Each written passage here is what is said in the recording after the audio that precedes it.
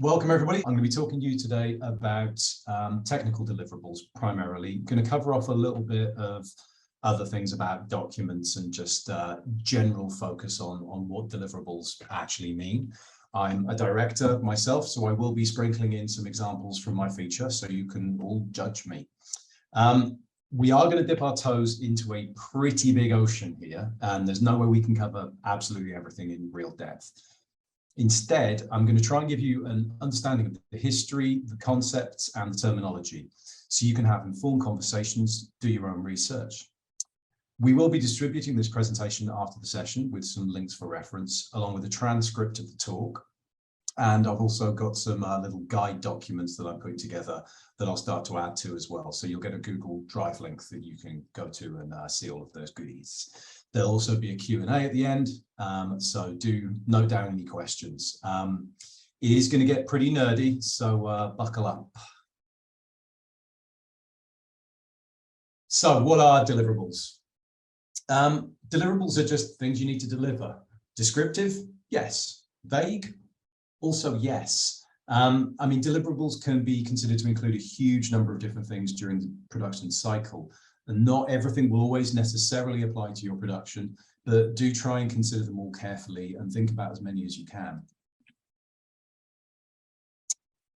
So it is a tough and competitive world these days, and a lot of people are going to tell you you always need to be selling. While I think that's true, it can be a bit of a turn-off for some of us artsy types. It can make things feel cheap and shallow and demeaning. It can derail your process, and it can harm your feeling of authenticity and passion for the project. If you are authentically cheap, shallow, and demeaning, feel free to go with that, and please remember me when you're running a major Hollywood studio. But for me, I find it's helpful not just to think about selling, but getting investment. So you want people to invest their craft and their passion and their experience into making the piece. You want people to invest money, if it's all possible.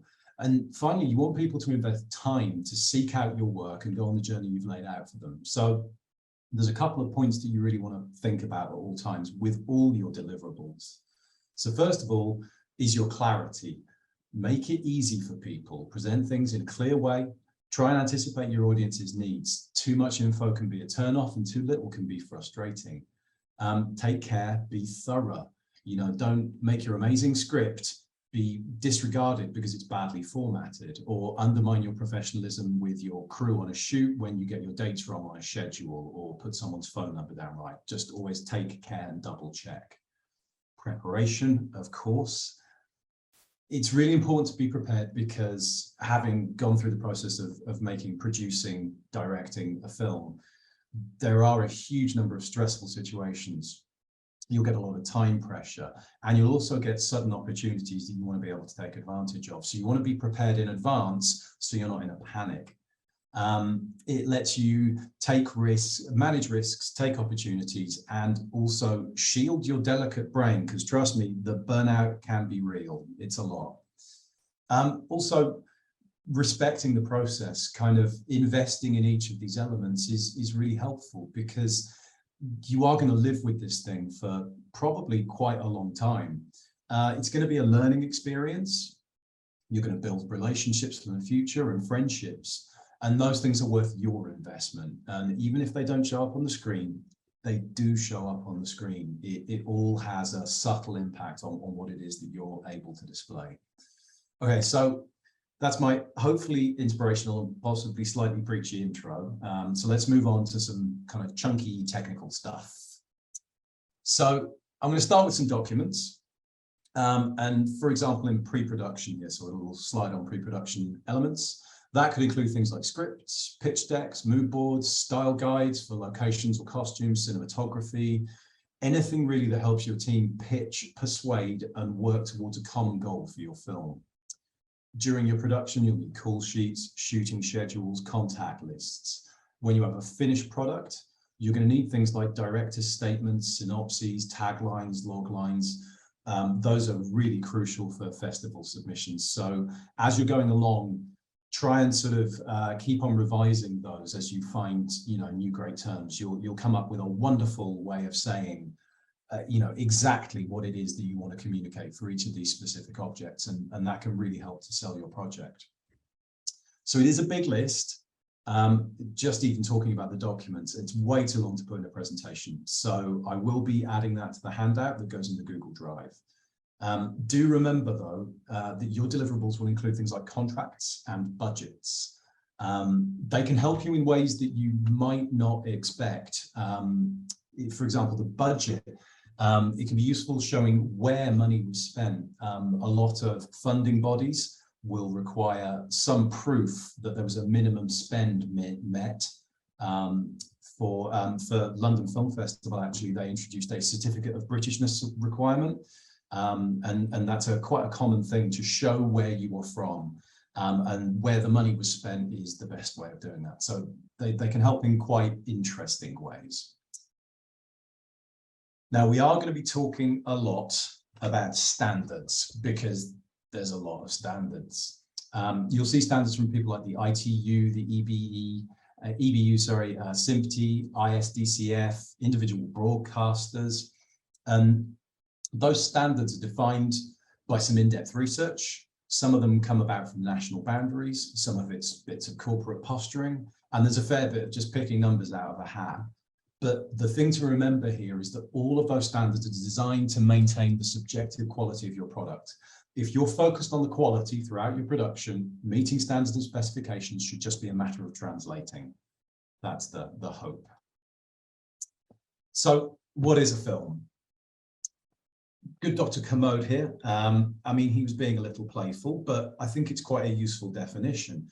It's just a series of still images arranged to create the illusion of movement. So the first film, Horse in Motion, so I've got a little snapshot there from the Horse in Motion from Muybridge. It was actually achieved with 24 separate still cameras just lined up in a row. So obviously, if we're talking about film, we need to talk about images. But this applies to every frame of your film, but it also applies to your posters and your promo images and your Instagram and all of those other applications. The first decision you're going to need to make is the shape of the image, the aspect ratio. This is commonly expressed as a ratio like 16:9 or 4:3, but for professional purposes, you'll usually just reference a decimal number as a ratio to 1. So 1.33 to 1 is 4:3, 2.35 to 1 is a cinemascope. But if you really want to be one of the cool kids, you can just say 235, 178. So I've used HD examples for most circumstances. You can do the maths for 4K if you need to, or 8K if you hate yourself. There's a number of things that are going to influence your choice of aspect ratio. So that could be the media you're targeting. So an Instagram post will be 1:1. A portrait poster will be 1.141 to 1. But you can also make creative choices about what best suits your project.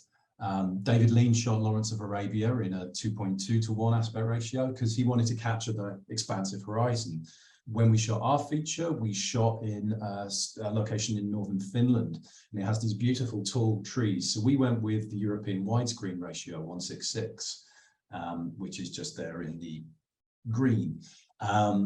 And that gives you a little bit more height comparatively to the image that really brought that out.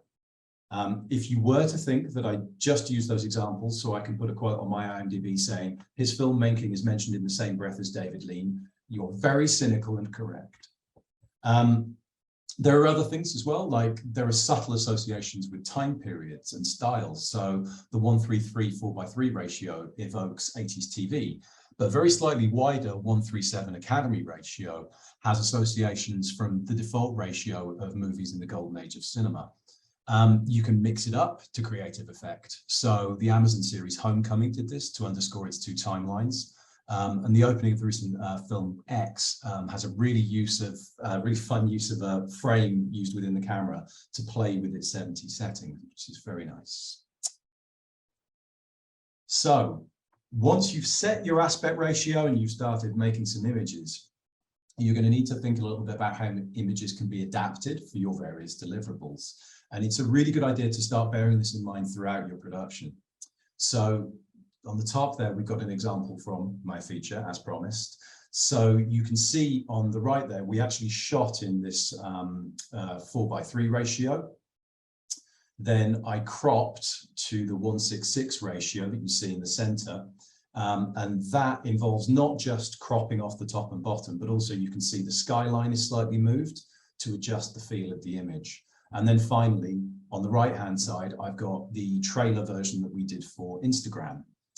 So that took the original squarer aspect ratio and has cropped in from the sides a little bit. It's really important, don't just crop your image to fit the frame size. You might end up with actually a good image, but the point is it won't be representative of your work, and you can potentially even change the meaning of a shot and the whole feel.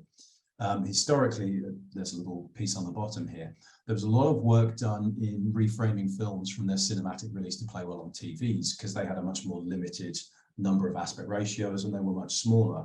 So this was called pan and scan. There's a little link there so you can go and watch a video from Turner Classic Movies about the process. But you can see that the frame of the television picture is moving to track the important part of the action. So it's quite an intricate process. It can also go horribly wrong. So BBC showed Jaws the Revenge, which is a terrible movie anyway, in the 90s. And the cropping was done wrong from the original master. And you can see the pole that was holding the puppet shark in a number of frames. And that went out on national television. So in terms of promotional images, all of those things apply. But we're lucky here because the series of still images thing can work for you in reverse. For our production, we couldn't have a stills photographer on set due to the COVID restrictions, so we were very limited in personnel. So what we did was we went and created a bin of frame grabs as we were producing and from behind the scenes to use for various formats throughout the production process. So when the time came to produce assets, we were prepared. So we obviously have to do a poster there. The image on the bottom is a slide from the pitch deck, which was in a landscape ratio. And again, it's not necessarily about whether or not the final image looked good. I quite like the image in the lake in the bottom there, but it doesn't capture the essence of what the image was supposed to do in the original media. And I think it's really important to think about that as you're producing this. Last thing we want to talk about just briefly is safe areas. Not every playback device will show the entire image. Historically, TVs were very heavily curved at the edges, and they still contain non-image data on the edge of the frame, which is cropped out on different models to a different amount. This is called overscan. To this day, many cinema screens are curved to give you a more immersive feel. The thing with that is it means that the screen is effectively slightly taller from the projector's perspective at the sides than it is at the center, which is of course where things like subtitles are. Whatever the cause is, the solution is always the same. You use these safe area guides. So the title safe area, the green central sort of 80% of the screen there, is where you should put any text, including name overlays for documentaries, location or time markers for narrative, and of course your subtitles. And 90% is the action safe area. So everything in that red box could potentially be lost for the image. So if there's something really important, if it's a clue in your Knives Out successor whodunit, you need to make sure that it's inside of that red area to ensure that all your viewers can see it. So there's a few image deliverables here. I'm not going to dwell on this. You can go and have a look in the handout. But it's worth remembering that these have a lot of different requirements for their formats, for their aspect ratios, and you really want to be having a bit of a handle on that when you come to make them, so that you're not just searching through endless bins of images to try and sort of catch up. Well, let's move on to one of the really technical ones. So color spaces. When we're making film and video content, there are three sort of important systems that you need to consider. First of all, what can the camera see? Two, what can the screen display? And what does the eye of the viewer expect to see? color space is a way of translating between these systems. And it's all just so that you can present a creative vision to the viewer as intended. And that, again, is the key word. It's about holding the intention. If we look at a really extreme example, imagine looking directly at the sun. Don't actually do that, that would hurt. But instead now imagine taking a video of the sun, which also don't do, it will look very bad. But if you were to take that video and play it back on the TV and look at it, it wouldn't hurt your eyes, because the camera is obviously incapable of capturing the brightness of the sun, and the TV or projector is in no way capable of displaying it. So color spaces are a way of us understanding the discrepancy between those two things. There was a very good example that happened in my time in broadcast, which was a Vodafone commercial, which contained a very bright red for the company's brand. That red couldn't be displayed by the broadcast system, because back in the days of analog transmitters, a red that bright needed a level of voltage that would literally melt the transmitter, which is essentially a huge microwave oven. So the red was not reproduced on the screens, and it played out kind of orange. And since Vodafone competes with a company called Orange, intent is important. The science of color spaces is really fascinating, but it's very deep, and we're only scratching the surface here. I find it's quite useful to consider two categories. This is totally my own system here. It's not official, but it's the work color spaces and the display color spaces. So for a work color space, when you record on a camera, the sensor can pick up more tones than you could show on the display. So the camera, and later on the editing systems and the systems for grading, have to hold that internally and transform it into something that you can display for the monitoring, and then later on for the deliverable, while still retaining that information to do work with. Or, for example, CMYK, which is just down there at the bottom, which is the space which is used for printing. In video, everything can be defined by 3 numbers, RGB. You can just define every color by how bright each pixel is. So white is just where red, green, and blue pixels are all of maximum brightness, and black is where all the pixels are turned off. A printer, of course, needs to have black ink, so it has that extra value, the K there for key. So it's really important when you're producing print deliverables to bear that in mind, because you could just hypothetically have done a wonderful design for a poster, sent it off to the printers, wait there, and then you get it back and it looks like mud on a brick wall in a dark room. That totally hypothetical person, who definitely wasn't me, was very, very sad. So a very cheap shining joke here. I've added in a little link to explain a little bit more about color spaces if you do want to get in and learn some of the more technical nitty-gritty.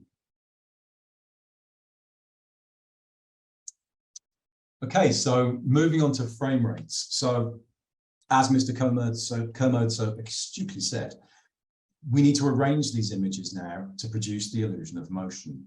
So up to around 10 to 12 frames a second, the human eye will not see an illusion of motion, but just a series of still images. And obviously it's not really possible for me to show you different frame rates on the Zoom call, so you just get a boring table of numbers. But one of the things you'll notice is there are quite a lot of them. I think it's useful to understand some of the historical context so that you can kind of understand where you live in that space. So if we start with cinema up the top there, at the dawn of the moving image, the first cameras had no fixed frame rate. It was hand cranked. And that's why when you see a lot of early and silent films, you'll see there's a strange jerky quality to the motion. But as cinema grew, filmmakers and exhibitors realized the need to standardize frame rates to create a convincing illusion of motion. And also particularly when the time came to synchronized dialogue in the 1920s. So we ended up with 24. There was a lot of competing standards that nobody really knows quite why, but the predominant theory is just that 24 is a very easy number to work with because you can divide it by 2, 3, and 4 very simply. And that can be really important when you're working on physical film and slicing frames with a scissor and sticking things back for tape as the original editors had to. Regardless, In 1927, the Society of Motion Picture and Television Engineers, SMPTE, released a standard. There's one of those for you. The Jazz Singer was released as the first film with synchronized dialogue. And seeing people talk on a film screen for the first time kind of blew everybody's minds. And it's really cemented 24 FPS as the standard for cinema. Then as television began to grow, engineers were again faced with problems of timing and synchronization, and this time on a national scale. So electronic timing was still extremely unreliable and expensive. So the early television standards just followed the frequency of mains electricity. So you'll see that the US has a 60 hertz or 60 cycles per second electricity system, and that's why they chose 30 frames per second. They then had to try and squeeze color into that later, and there wasn't really enough room. So they had to slow down the frame rate very, very slightly to 29.97. So all of these frame rates have kind of historically built up. The interesting one with PAL television in the UK and Europe, it was, you'll see it's got that 50i. I do have a little link there at the bottom about interlacing. If you encounter it, it's mostly gone. But again, that was just based on the fact that we have a 50 hertz mains frequency. So the higher frame rates that we have down the bottom, HFR, they've been used a lot in films like Gemini Man. Avatar used passages of 48 frames per second and then went back to 24 frames per second. And they're very good for encoding fast movement. But 100 years of cinema history has taught us to think of 24 frames per second as what film looks like. And higher frame rates can sometimes make things feel uncinematic. That's a creative decision, but what's not is ensuring that your work is always displayed at the correct frame rate. Modern displays and digital cinema projectors do support a wide range of frame rates, which is enough justification for me to skip a very dry lecture on frame rate conversion and just give you a little link there in the bottom. Okay, so moving on from the images now, let's talk a little bit about audio. So in some ways, the level of sound is very easy to measure. With digital audio, it's just the size of each sample value. Of course, each sample will last less than 1/44,000th of a second at absolute most. So it doesn't really tell you that much about how it sounds. So here's some of the basics, drawn extremely badly on a waveform by Moir, just to explain the basic concept. So your peak level is just the highest level in the mix. Loudness is extremely basically just an average of levels over a period of time. And the dynamic range is the difference between the loudest and the quietest parts of the content. So there's some references here for you to look at how these things are measured. Again, there's a lot of this. For deliverables, peak values are still important because loud transient peaks can cause distortion or damage to equipment, possibly including human ears. So a good rule of thumb is to make sure you have no peaks above -3 dBFS, which will cover you for cinema and Netflix standards.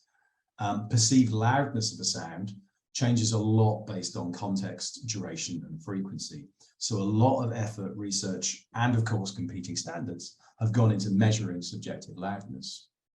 The good news is that most software now will allow you to normalize your audio based on loudness, which just means that the level is turned up or down until it fits. So if you receive a mix, you can normalize it to -23 LUFS with peaks below -3 dBFS, you're probably okay. Dynamic range is a much more subjective area. I've not included any of the measures in this table, although some do exist. So a cinema has a very powerful sound system and a good listening environment. So very low levels can be audible at one end and very loud sounds can be very loud. But if you're making content for social media that people are going to listen to on a phone, you probably want your dynamic range to be smaller to keep dialogue and details up a lot higher in the mix. Your content will also affect your dynamic range. So an action movie will have quieter dialogue to leave more headroom for sound effects such as explosions, or a horror movie may have extended passages of low audio so they can shock you with one of those cheap jump scares.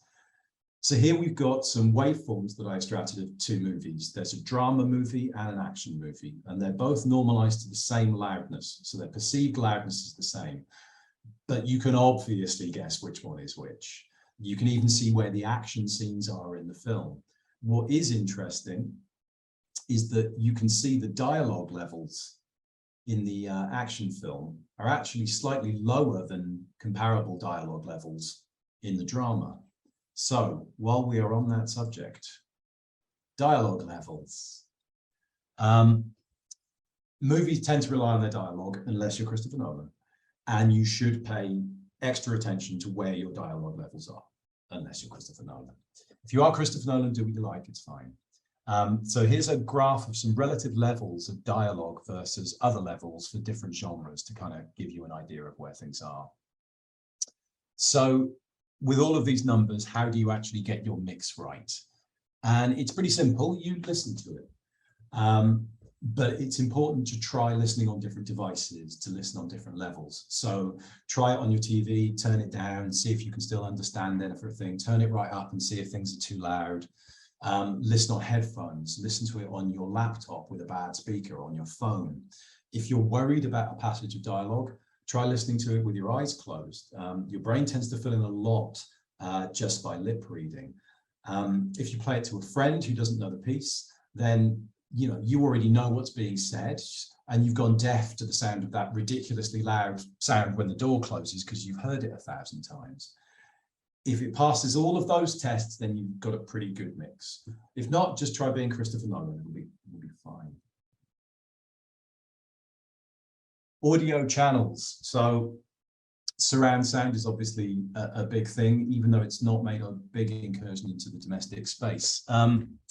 So the most basic use of audio channels is to create what they call a soundstage, and that's kind of a virtual environment in which our ears can discern the direction of a sound.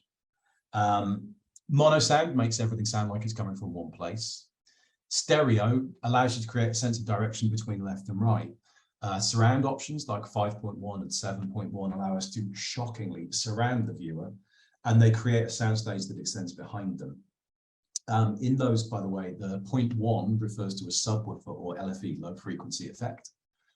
There's only usually a need for one LFE channel, although there are some standards that are coming about with more now, because our ears aren't very good at discerning the direction of low frequency sounds.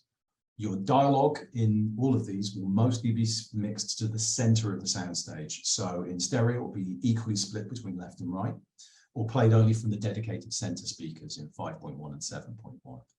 It's something that you can play with creatively, but generally anchoring dialogue is a good idea, because if you try and move the sound field whilst you're also moving the perspective through shifting shots in the camera and the edit, it can be very disorienting. There have recently been a number of products capable of upmixing from stereo to surround, and that's something that I was extremely suspicious of. But I've heard a few demos and they are pretty good if you do want to look into those. However, do make sure that you can do a quality check in a good listening environment, as artifacts can creep in and you do need to ensure that they don't.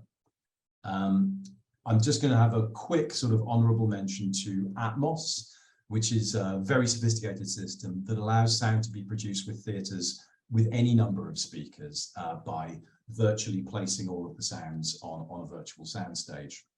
We won't cover it here, but if you've got the budget to worry about it, please come and find me afterwards, because I've got some great projects to talk about.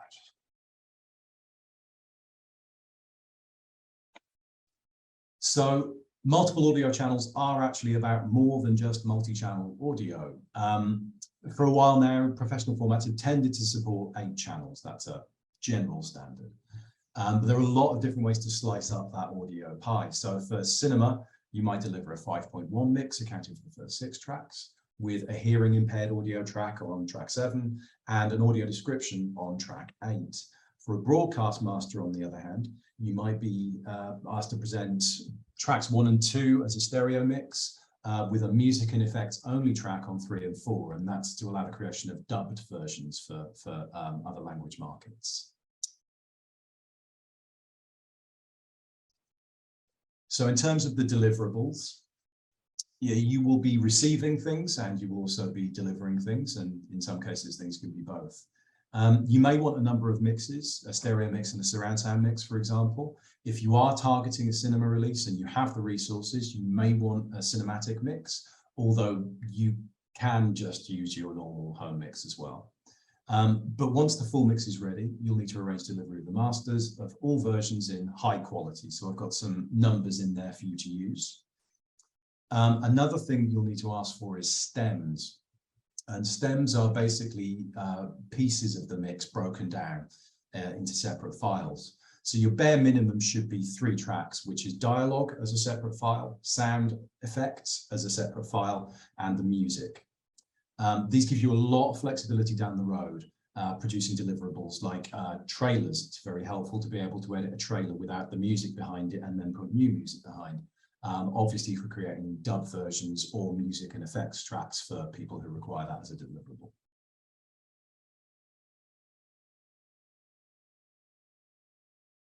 So we kind of started mentioning a little bit there about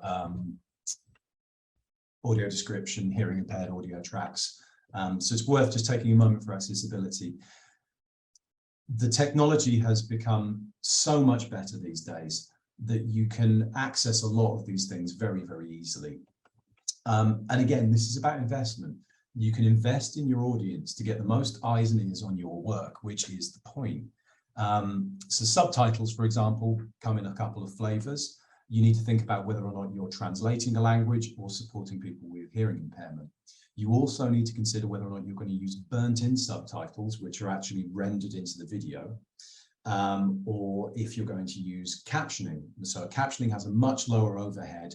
It's just a file, a text file that goes out with your piece and then is rendered in by the projector or the TV, whatever it may be.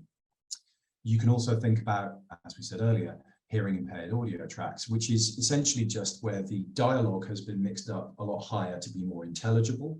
And that's a great use for your stems. Or if you do have the resources, you can create an audio description track. And like I say, cinema is set up to be able to play these kinds of things for you. And there's an increase of it in broadcast as well.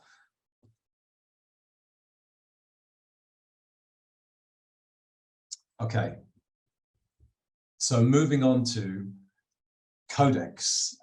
So codecs is a thing you've probably heard, and if you're not lucky enough to be working on physical film, you will probably need to be delivering as a digital file. That means wrappers, codecs, compressions, bit rates, all of that stuff. I think one of the first things to understand is that when you see a video file like an MP4 or an MXF or an MOV, what you're actually seeing is a thing called a wrapper or a container. So your piece is composed of video, audio, subtitles, and we call these essences. A wrapper is basically a box that you put them in that the computer just treats as if it was a single file. We'll see a little bit more about that later in DCPs, which actually do create a folder full of these things. So it sort of makes a bit more sense there. Once you've unwrapped the wrapper, you'll get into codecs. And codecs are, I think a good way of thinking about them is not as just a fixed thing, but thinking about them as a machine. So codec actually is a contraction of the encoder decoder, and it's kind of a virtual machine that's designed to take in one video input and crunch it out at the other end in another form. It's important to notice as well that there are owners to these codecs. So Apple owns ProRes. That can be quite important when you're asking for delivery specifications, because you might get stuck with a ProRes export requirement when you're working on a Windows or Linux machine. It's not a huge issue always, but it can be very frustrating when you need to try and transfer files over, and these things can be very hefty. It can add a lot of time when you're working against the clock. The MP4 codec is the most widely supported, but sadly it's also the hardest to use. It has a lot of little sliders and things. I tend to just use DNX because it's cross-compatible, tends to work on Mac and PC, and it's relatively easy to use with fixed profiles. There's another column in there which we'll need to have a little bit of a talk about, which is lossless. So let's talk about compression. Compression simply is just a way of making a file smaller. You've probably downloaded a zip file at some point, so you understand the basic process. The zip file needs to be unzipped before you can access its context. So compressed codecs work in much the same way, reducing file sizes and transfer times, but at the expense of an extra step in processing and sometimes in quality. Compression comes in two flavors, which is lossy and lossless, and they do exactly what they say on the tin. There's two sort of main ways that you can compress a signal. One of them is to identify repeated patterns in the information. So here we've got this number 101010. It's much easier to just say print 10 20 times. No data is lost, the compression is lossless, and everything that was there was retained. Another thing that you can do is lossy compression, which is basically where you keep only the bits of information that are useful to you. So again, the infinite decimal pi can be referred to as 3.14159265. Most of the time, you're just going to call it 3.142. The current actual value, pointless trivia, for pi, the largest calculated value, has 62.8 trillion decimal places. So 3.142 is a pretty good saving. The important thing here is that how much you can lose depends on the goal. So if you're building a coffee table or doing your maths GCSE, 3.142 is probably fine. If you're working on the Large Hadron Collider, you might need a little bit more accuracy. So the upshot of this is that lossy compression, which can use both of these methods, by the way, needs to know something about what the content is to know what's important and what it is able to throw away. So there's a very common example, and this one's worth bringing up for everybody who has to deal with video. That's chroma subsampling, or using less information for color. This relies on the fact that our eyes are far more sensitive to luma than chroma, or in English, we see brightness better than we see color. So the 422 profile there has only 4 blocks of color for every 8 blocks of brightness information. That's actually a saving of 1/3 of your video bandwidth, which is very appreciable. It's effectively imperceptible to the viewer, but not suitable for color grading, for example, because, you know, less color. That one is so important that many codecs will actually have named presets for it. So you'll see things like DNX 444 or ProRes 422.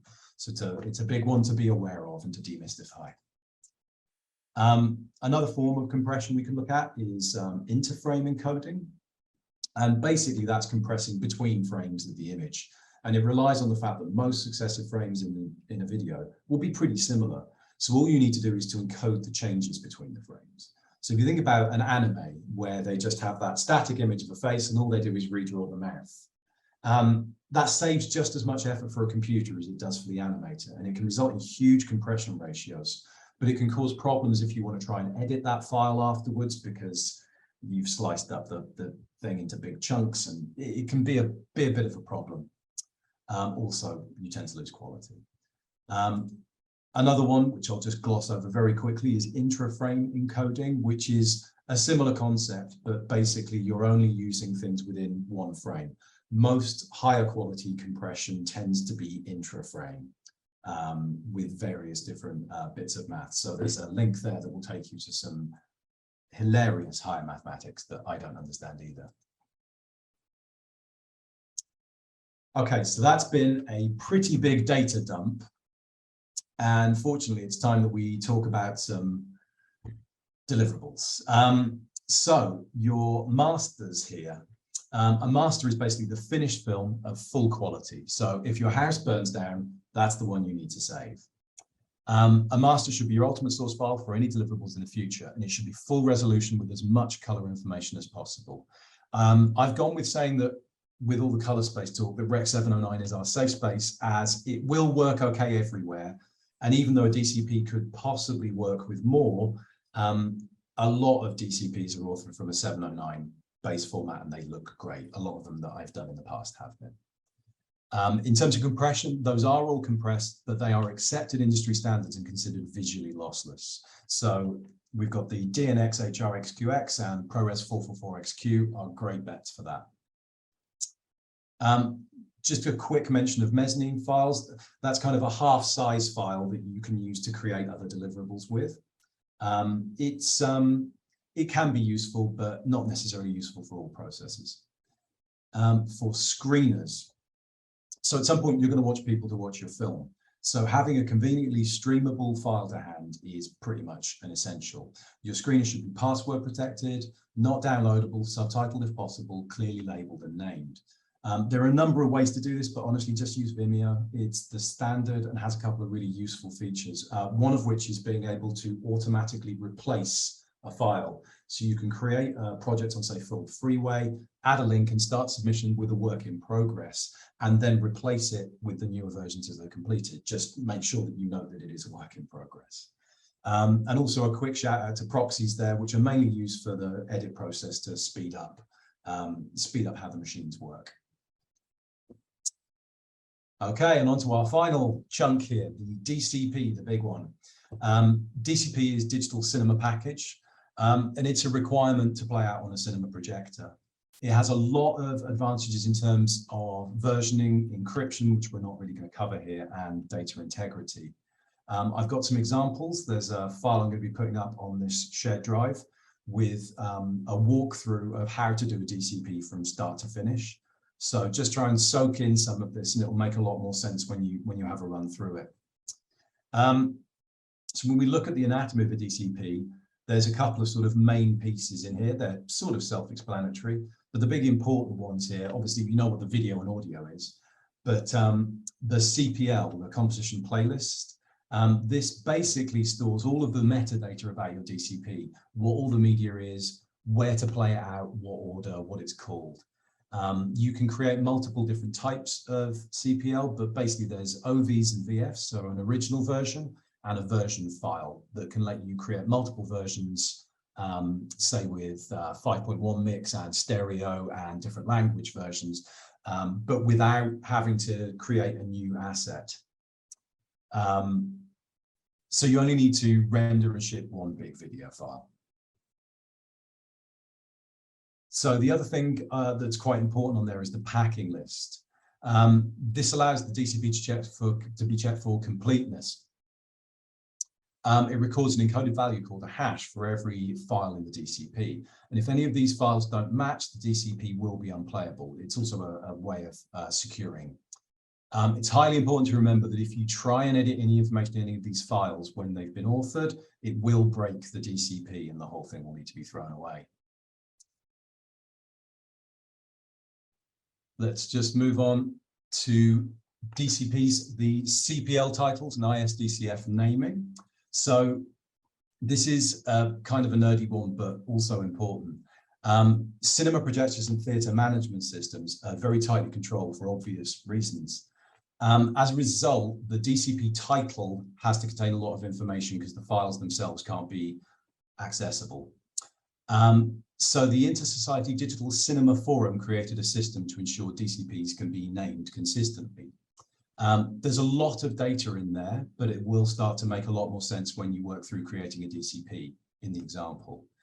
The big thing to remember here is that this will become your only way to communicate with a projectionist or a quality assurance check. And if you incorrectly label, say, your aspect ratio, festivals will have to contact you for confirmation, which can be stressful and inconvenient. Or they'll make an assumption about your professionalism or your piece. And when they do identify a problem later, you could have wasted a lot of time and goodwill that you'll no longer have to fix the real issue. A little bit more about aspect ratios. It's important to know that cinema projectors only support 2 base aspect ratios. It's 239, 185. One of these uses the full width of the display chip and the other the full height. You will see sometimes DCP authoring programs will offer you the use of full chip, but don't use it because most places can't support it. For everything else, you need to use blanking. And it can be slides physically put in front of the projector, or it can be curtains that ensure that the non-image picture is full black. And you should be trying to make sure that you use as much screen as possible. Our film was 166, which is a no-brainer, so we just put it in this flat container at the bottom with narrow pillar boxing, which is those vertical black bars. We get to use the whole height of the image, and you get the best output resolution. If you're using a slightly wider image, it could be a bit tougher, but if you imagine you were using, say, a 2:1 aspect ratio, you can just use maths to save you. So you calculate the difference, between your aspect ratio and the target. So a scope aspect is 239 and our target aspect is 2, giving us a difference of 0.39. Whereas with flat, it's 2 minus 1.85 as the width, which gives us 1.5. So in this case, scope will waste twice as much of the available image area.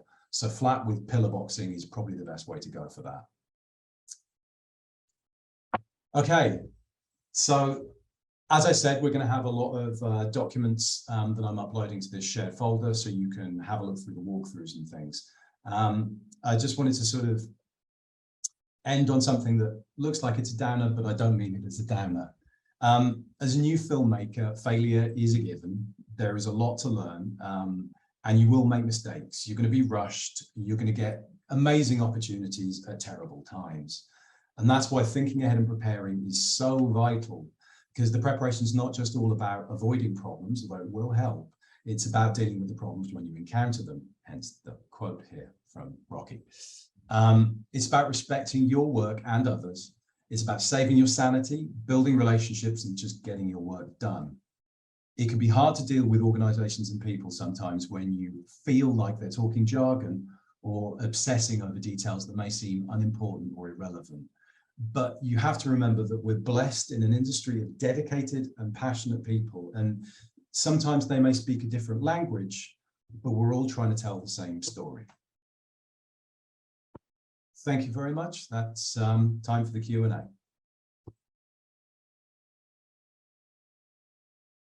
So here we have a question through from Julia. They ask, what would be technically involved in sending or submitting your film to a streaming service? The main thing is the streaming services are changing their requirements all the time as the technology moves on.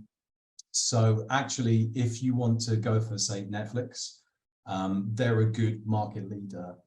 You could go and check their delivery specifications. You can literally Google it.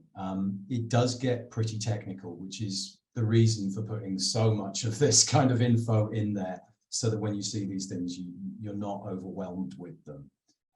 But all of these different places will publish their delivery specifications.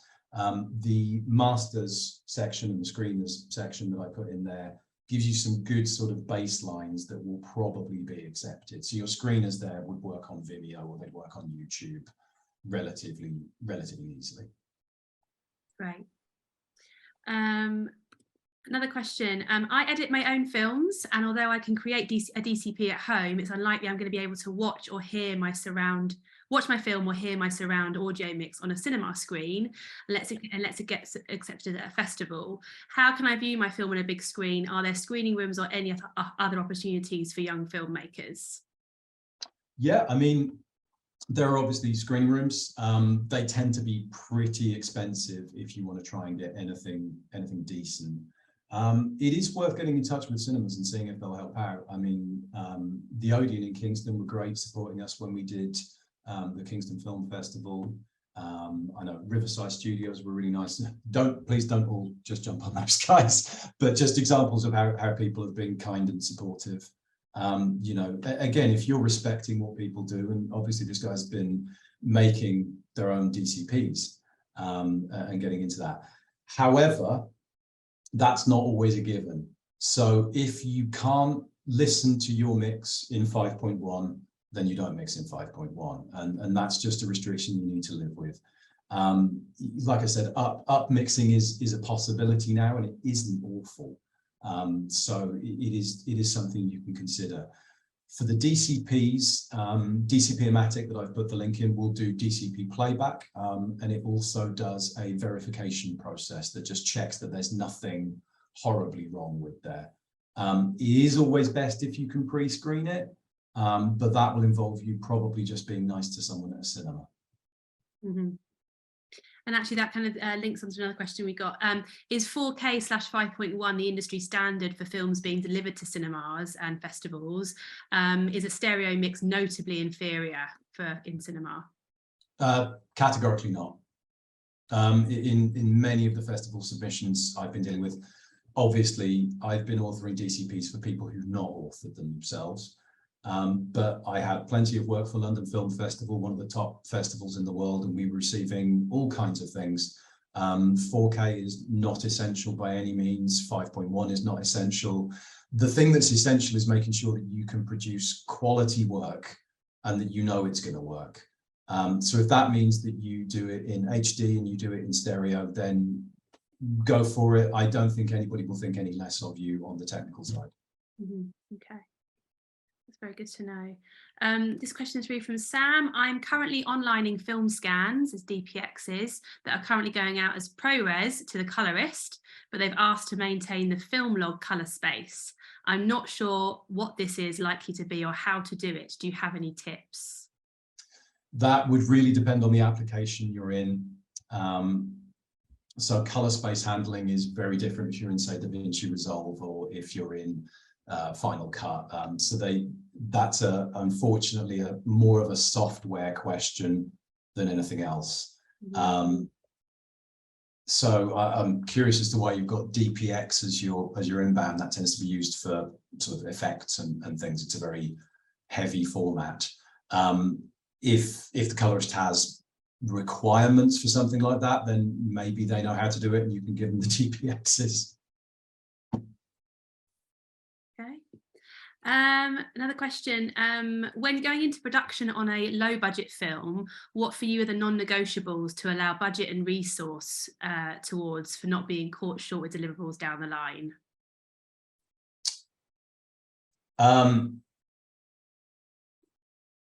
Personnel, actually. You know, when we shot our film, we shot with a Sony Venice. It's all beautiful. But we were very short-handed, which just left you with no time for doing that. As I mentioned, I couldn't get a stills photographer because of the COVID restrictions, but having enough people and enough time to be able to focus on things and to think about those things in advance.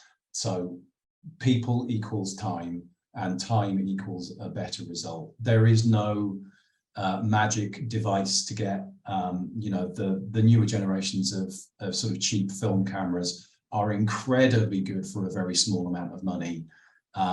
So I think really it's the time, space and personnel. Put them into that. Okay. Another one from Alex. Is there any distinct advantage having a film shot in 24 frames than 25 for cinema projection? The only advantage is if you like film look. You know, there are a lot of purists who say that film is just 24 frames per second. It does have a certain quality to the motion. I think 25 is probably fine. I think if you go up to 30, it starts to make things feel like television, just in an indefinable way. The advantage of having 25 is it means you can broadcast it on television in Europe very easily. It will convert to that very easily. But for cinema, 24 is still the base, but modern projectors can generally do a range of frame rates. So it's not something that you should be absolutely bound to. If you prefer 25, then there are advantages and disadvantages, but it shouldn't ever be a problem for a DCP. Another question, what role does the sales agent or distributor play when preparing deliverables for screening platforms?